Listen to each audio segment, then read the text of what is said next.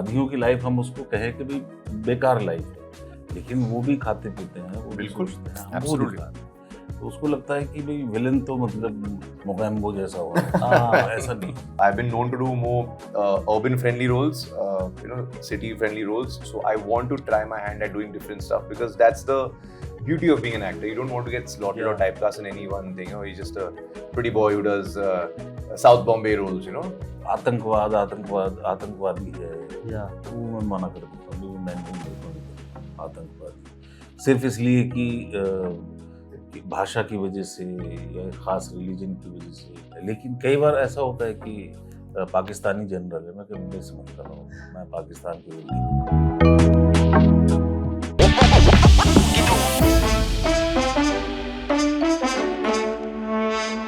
Welcome to E-Times, guys. My name is Nitesh Pujari. Today we have a wonderful cast of Murshid.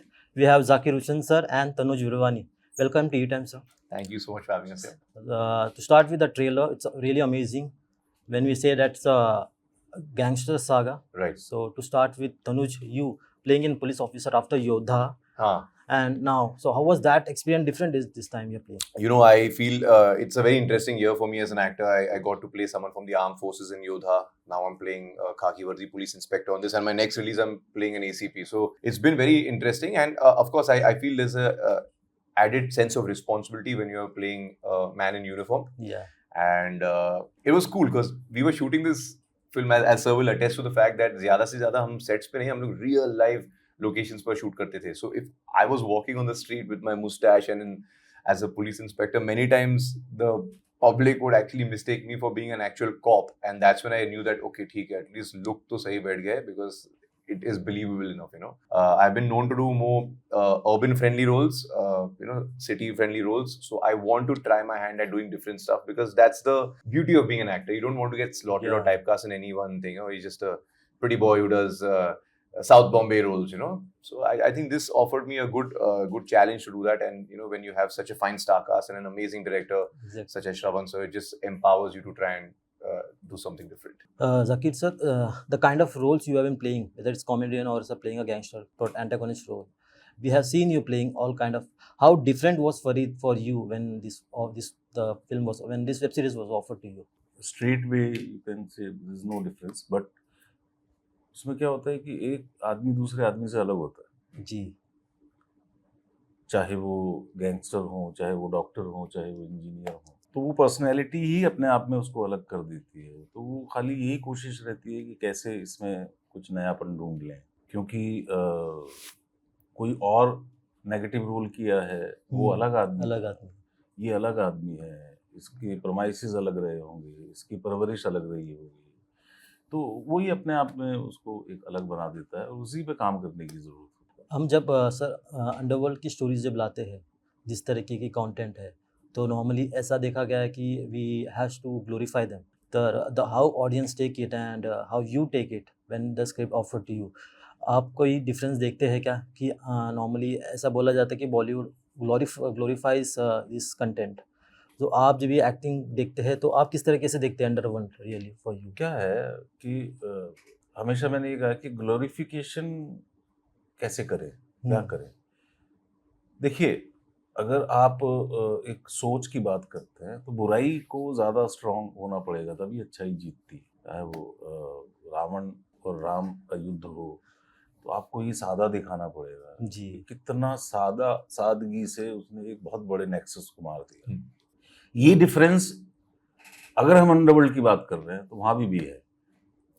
Negatives आ रही हैं, लेकिन कोई बहुत ही inhuman है और जिसमें थोड़ी सी तमीज़ आ जाती है तो वो छोड़ देता है, लेकिन मजबूरी में फिर उसको है तो उसी से जुड़ा हुआ ना, उसी नेक्सस को वो समाज तो छोड़ नहीं देगा अपना, लेकिन कहीं ना कहीं घूम फिर के वो चीज़ें आती हैं. अब ये सब डिटेल जब हम स्क्रीन पे दिखाते हैं तब लगता है कि तो ग्लोरीफाई कर दिया. उनकी अपनी लाइफ है, अपनी जिंदगी है, चाहे बुरी है. अपराधियों की लाइफ हम उसको कहें कि भाई बेकार लाइफ है, लेकिन वो भी खाते पीते हैं, वो भी सोचते हैं, हम वो दिखा रहे हैं.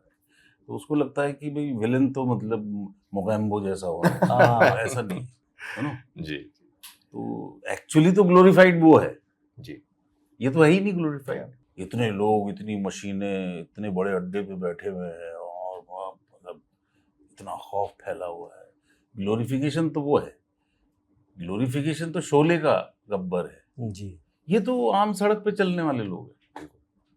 लेकिन है मतलब अपनी ताकत ये लोग रखते हैं, दिखाते हैं, नेक्सस में शामिल हैं, लोगों की जान पहचान है, किसी मजबूरी में कोई इनके लिए काम करता है, कोई किसी।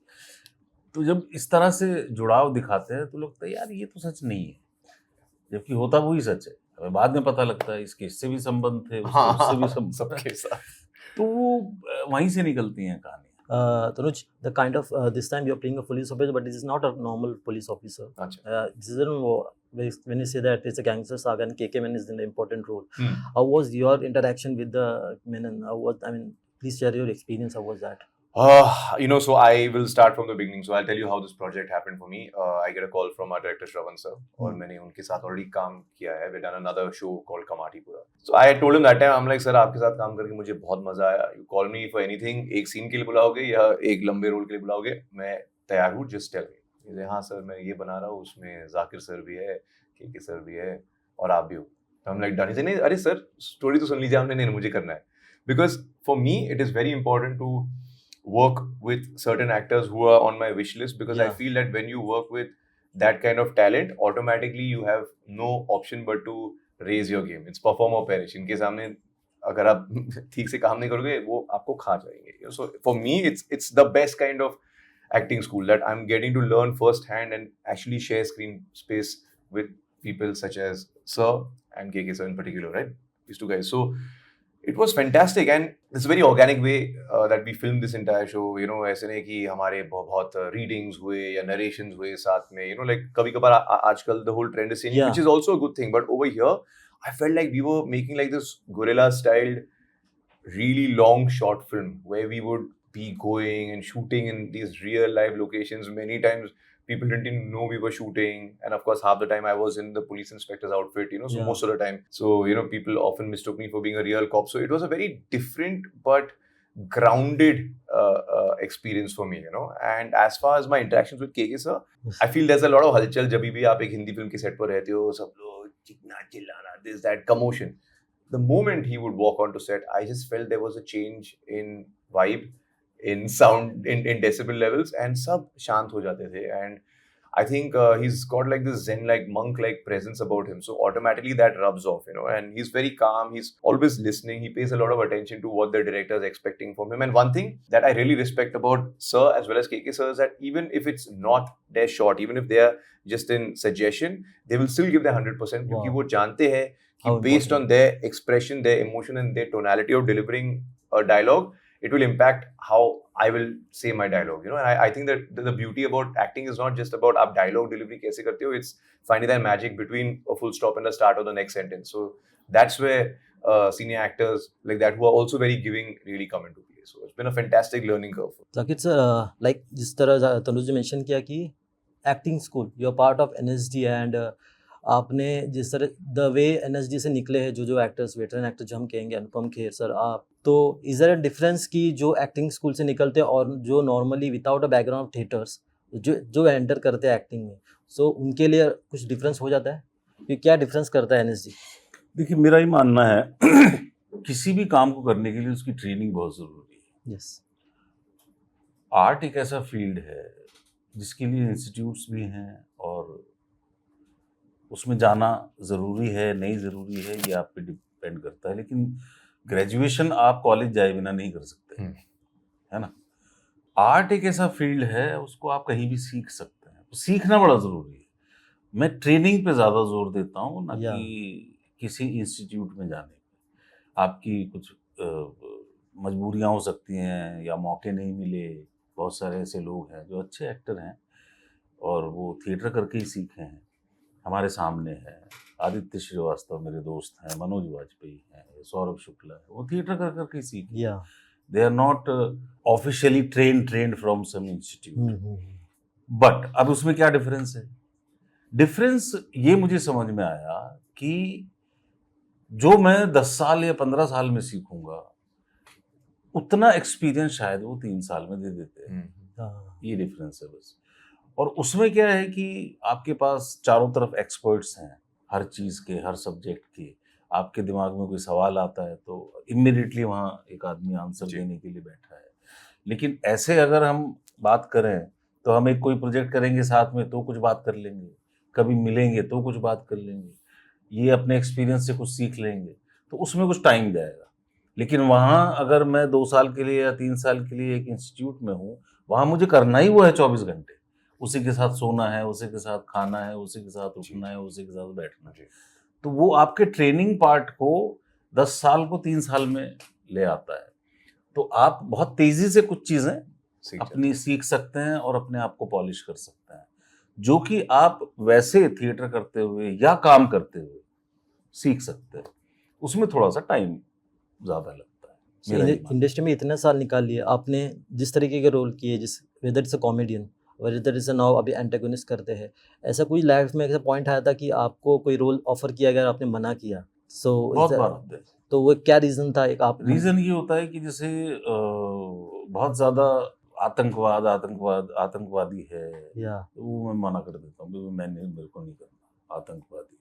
सिर्फ इसलिए कि भाषा की वजह से या एक ख़ास रिलीजन की वजह से कि भाई, हालांकि उनके लिए ठीक है कि भाई एक बहुत सारी चीज़ें जो हैं उनको बनी बनाई मिल जाती जी, हैं, जी। एटीट्यूड मिल जाता है। लेकिन कई बार ऐसा होता है कि पाकिस्तानी जनरल है, मैं कि मेरे से मत कराओ, मैं पाकिस्तान की रोल नहीं करता। बिल्कुल। आप मेरे से विलन करा लो, बहुत ही गंदा विलन करा लो, इंडियन कैरेक्टर करूंगा। तो ऐसी कई सारी चीजें होती हैं। कई बार ऐसा होता है कि मुझे लग रहा है कि मैं सूट ही नहीं करता उस कैरेक्टर में। जी, बहुत बार ऐसा हुआ मेरे साथ। मैंने कहा मुझे क्यों ले रहे हो? अरे नहीं सर, आप बहुत अच्छा करेंगे। मैंने कहा अच्छा करने की बात नहीं है, Yeah. ये लगना भी तो चाहिए कि ये आदमी बिल्कुल। सही लग रहा है। तो ऐसे कई इंसिडेंट हुए थे मेरे साथ। मैंने कहा जैसे एक बार क्या हुआ कि राजकुमार संतोषी जब वो बना रहे थे तो हम नए नए थे, हाँ, भगत सिंह, हम्म। उसमें कास्टिंग की बारी आई तो हम सब पहुंच गए भाई, हम टीवी करते थे, सेलेक्ट कर लिया उन्होंने, आप ये रोल करेंगे। जो कास्टिंग कर रहे थे उनके असिस्टेंट वगैरह, मैंने कहा कौन सा? कहते अशफाकुल्ला खान। मैं कहा रॉन्ग कास्टिंग।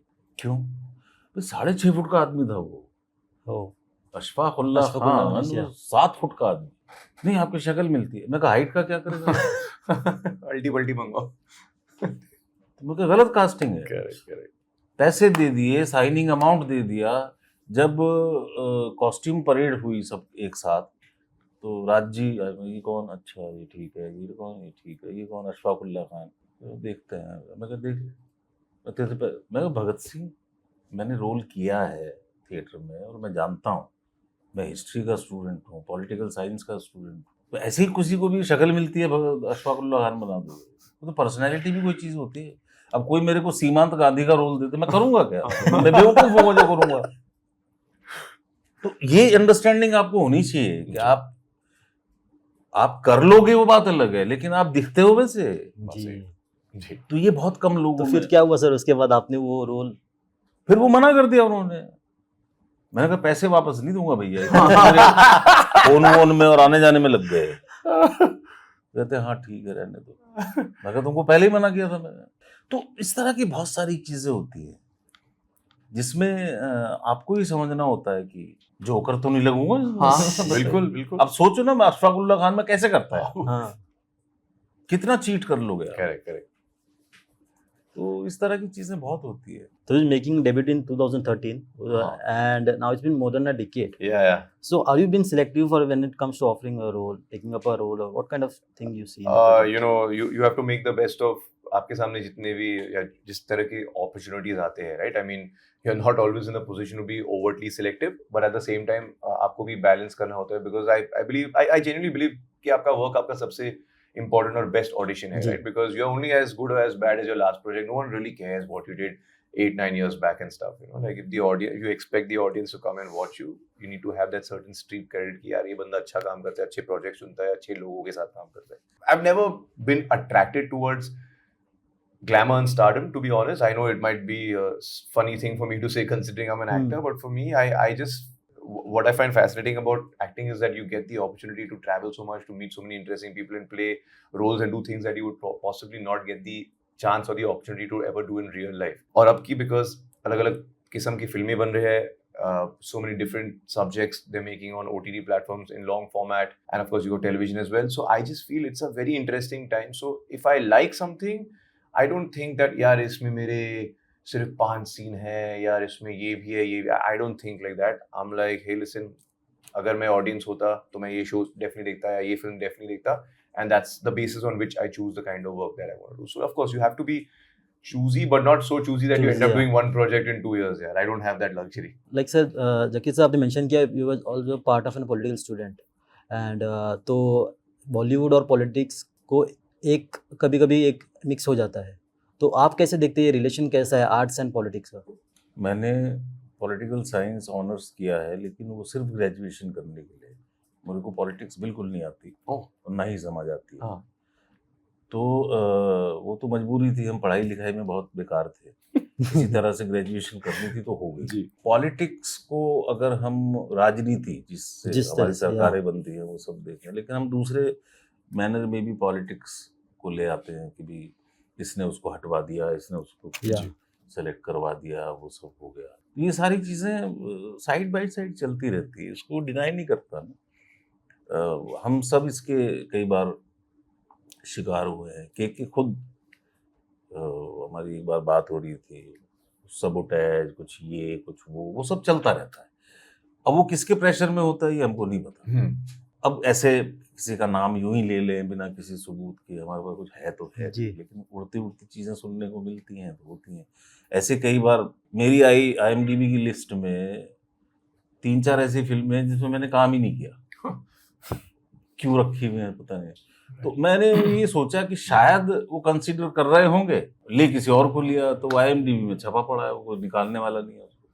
तो कहने का मतलब मेरा ये है कि ये सारी चीज़ें पीछे बैकग्राउंड में क्या चलता रहता है हम तक नहीं आती जी.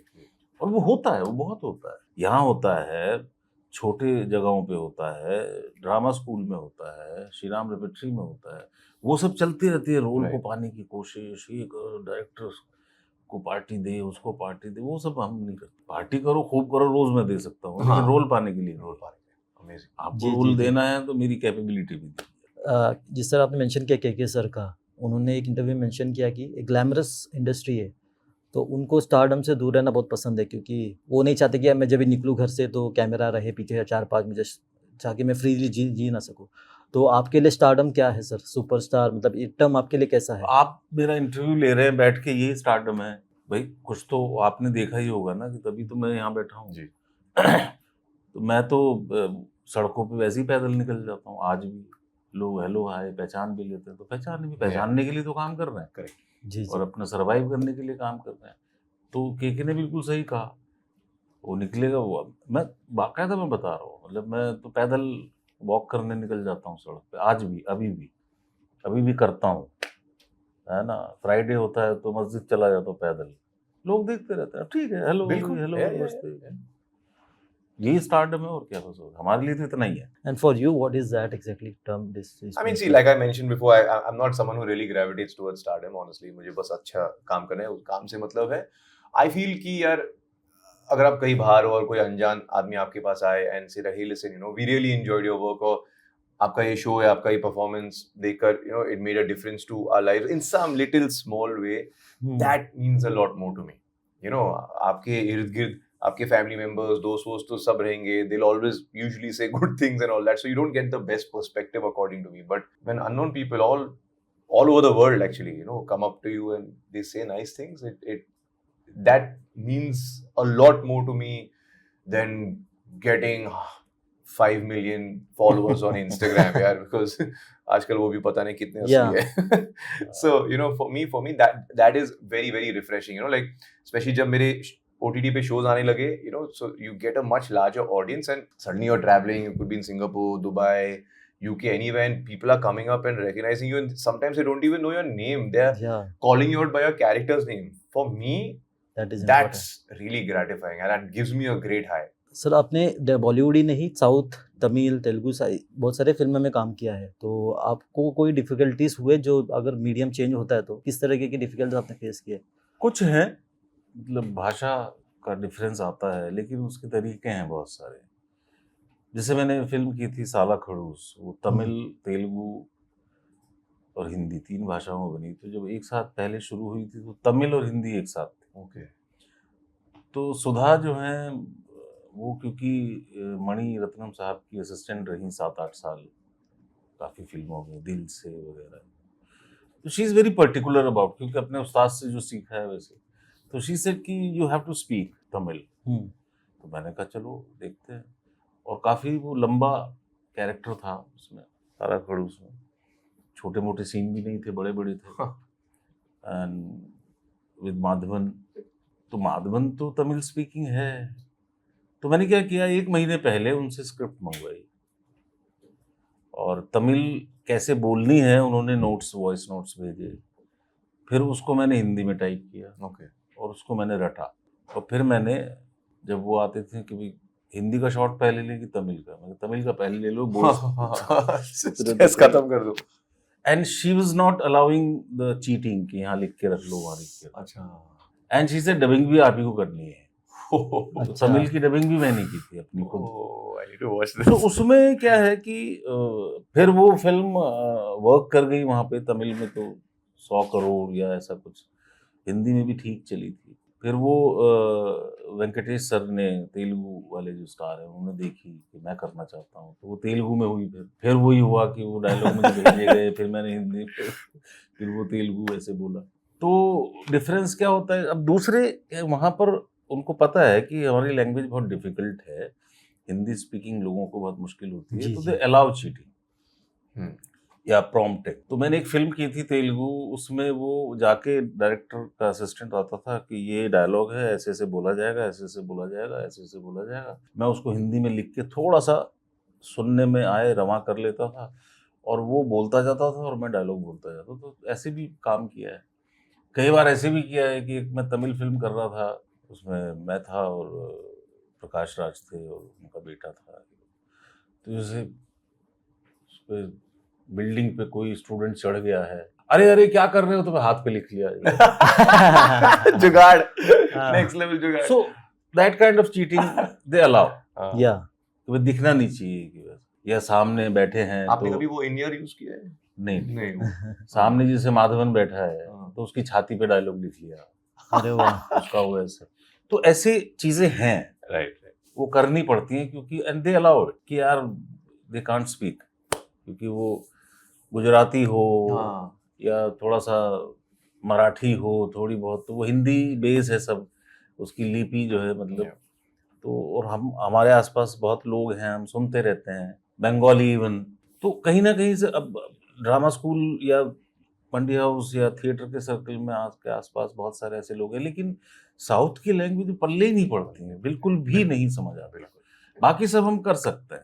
वाह। तो कंक्लूड सर, एक लास्ट क्वेश्चन ये रहेगा कि आने वाले प्रोजेक्ट्स कैसे रहेंगे आपके? जिस तरह आपने बताया वरुण धवन के प्रोजेक्ट है, हाँ, तो वो है, shooting फिल्म complete हो है, चुकी है। D2R का एक सीरीज है, फिर साउथ की एक फिल्म है, हालांकि वो तो कुछ था, तो मैंने जूनियर NTR की एक फिल्म, सैफ साहब उसमें देवरा उसमें विलन है, तो उन्होंने पूछा होगा कि भाई उनको बुला लें क्या, एक सीन है। तो मैंने कहा चलो कर लेते हैं। तो इस तरह की बहुत सारी कई सारी चीजें हैं। वाह, to you. Well, next up, in fact, sir और मेरा एक और रिलीज है, Exactly, जॉनी जंपर करके। Johnny jumper. हाँ, we shot that a while back, but बहुत इंटरेस्टिंग कहानी है उसमें। विजय राज, ब्रिजेंद्र कागा सर, मैं और जरीना वहां भी है। So that should be my next release. मैंने रिसेंटली अपलॉज के लिए एक शो कंप्लीट किया है, DAU करके, domestic anti terrorism unit, Rahul Dev के साथ। I just got done shooting for the second season of Rana Naidu. Wow. And I did one little cute romantic comedy called Puppy Love with Rida Chaudhary from Ashram and Nikita Puri. Wish you best of luck, sir. Thank you so much. Thank you so much. Thank you. Thank you very much. Thank you.